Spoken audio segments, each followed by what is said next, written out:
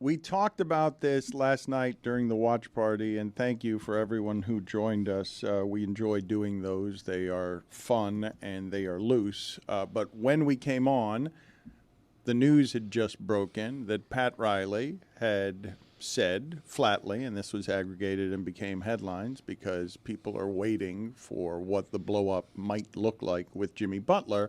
Pat Riley, who doesn't come out and talk very often, once or twice a year, beginning of the year, end of the year, he allows the organization to have one voice, and that voice is largely Spoelstra's in public.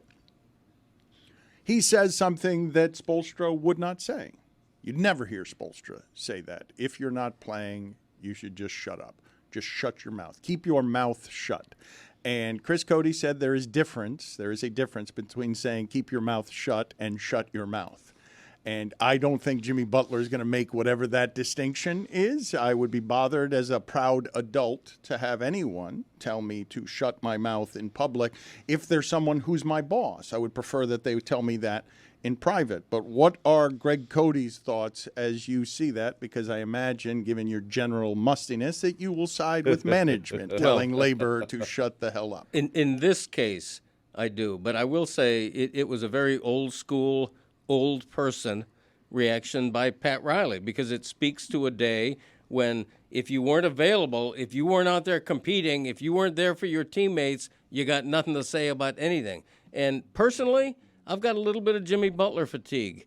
Look, he's had a successful 5-year Heat career, no question about it. They've reached 2 finals with him. I'm not saying it's unsuccessful by any means, but I am saying he's missed a quarter of the games he's played, 26%, I think.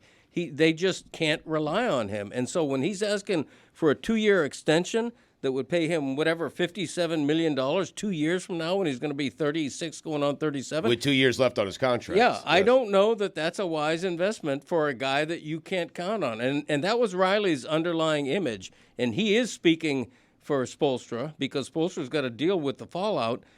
If we can't count on you for 70 games, 65, 70 games, including when it counts in the playoffs, then we can't count on I've you. mentioned a number of different times, and he has said it in a way that's not up for dispute. I've mentioned that Pat Riley does not like that $500,000, $600,000 a game is what Jimmy Butler is paid, and he's not available for those games as much as the Miami Heat would like because he comes from a different time, and the idea of not always playing isn't something that he understands when you're being paid that way. I mean, Dan, his offseason started with that press conference. Riley's did. He's negotiating, and he's telling Jimmy, hey, if you want to stay here, if you want me to even think about an extension. Well, he said he's not thinking about an extension. I need you to play more. He said, but he said, look, you're right that the negotiations have started. That you're right about, because Butler has leverage. He is now using it publicly, not only by doing what he did in the paddock at the F1 race, but also with his agent saying, like, all of that leaking was, we've got maximum leverage here because look at what happened against the Celtics when he played, and look what happened when he didn't. But the counter publicly from Pat Riley is no trade, no extension. Like, I know people are going to concentrate on the just shut your mouth, but what he said yesterday is no trade, no extension, and the negotiation has already begun. All right, and if you think playing hardball publicly with Jimmy Butler go as well, I'd just point to Jimmy Butler's career because he has shown that he can make a huge public mess of things. So when you see Pat is a smart guy. Pat has gone into these postseason press conferences with agendas. He's done this twice before, challenged a superstar while they had contract stuff going on with them. He did it with LeBron. Yep. And he did it with Dwayne Wade. Told He LeBron issued them public challenges. Right. Do you know how those worked out? LeBron wasn't on the team, and then Wade wasn't on the team. Maybe that's the intent, because Pat's a smart guy. He put the sprinkles on the ice cream sundae there with the shut your mouth or keep your mouth shut, what have you, semantics game with that. I do wonder how much leverage an aging, injury-prone Jimmy Butler has. I wonder With that. 2 years left on his contract. Right.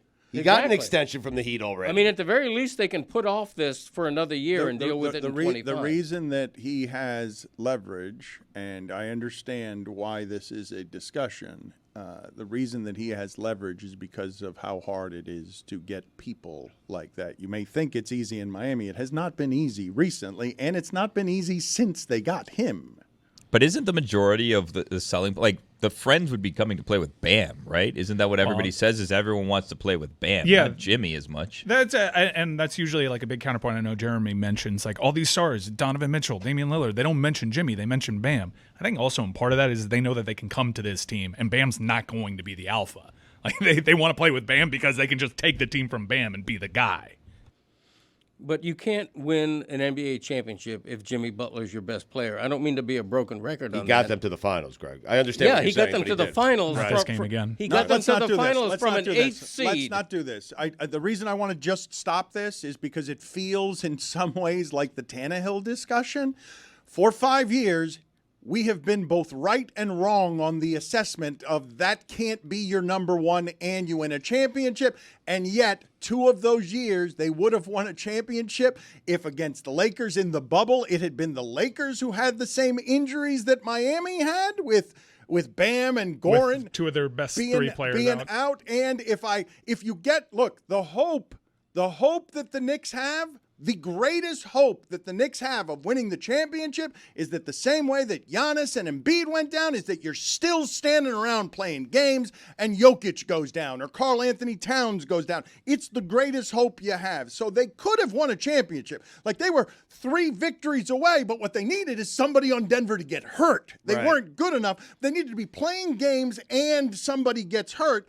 And it cannot be stated that the experiment has shown us that what we thought at the beginning is true at the end, which is Jimmy Butler, as your best player, has not been good enough to win a championship. But in that time, we felt wrong about that because there was a minute, or longer than a minute, where Jimmy Butler was what Jalen Brunson is right now. Let's just call it. We were wrong on Jimmy Butler. No, you weren't wrong on Jimmy Butler. Billy, and like the argument that was just made was Jimmy Butler could be good enough to get you a championship if the other team was hurt, which tells you he's not good enough to win you a championship Hasn't been. if he's or won. I never thought Jimmy Butler was a guy who could be your number one player and lead you to the NBA Finals. That's what I'm saying. Right. So we were wrong from that regard. I'm not changing the argument. It is. But I think It's a complicated one, and that's why it's been kind of annoying and wearing on the audience a little bit because, he's a confusing player.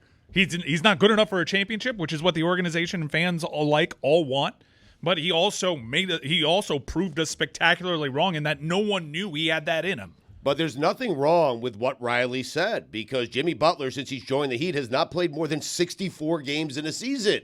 Riley wants his superstar to be out there as many times per season as he can be out there. And to that point, Stugotz, the Heat went along with this game complaining in secret. They in that press conference, they made it super public.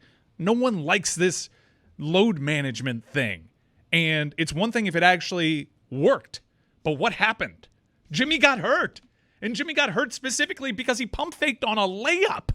Like the load management thing does work, I guess, if your star doesn't get hurt, but when your star is also not available for when you need him to actually catch those chips in, then you start becoming very annoyed.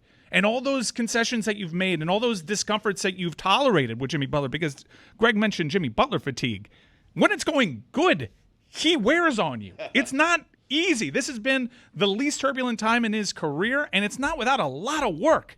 He's a tough person to get along with for both teammates, the coaching staff, and the front office. And if you're going to get diminished returns on that, then you might want to capitulate. One of the reasons Pat Riley was right is that if you think Boston would have lost to Miami if Miami had Butler, huge leap of faith. And I don't think the betting odds would have backed you up on that.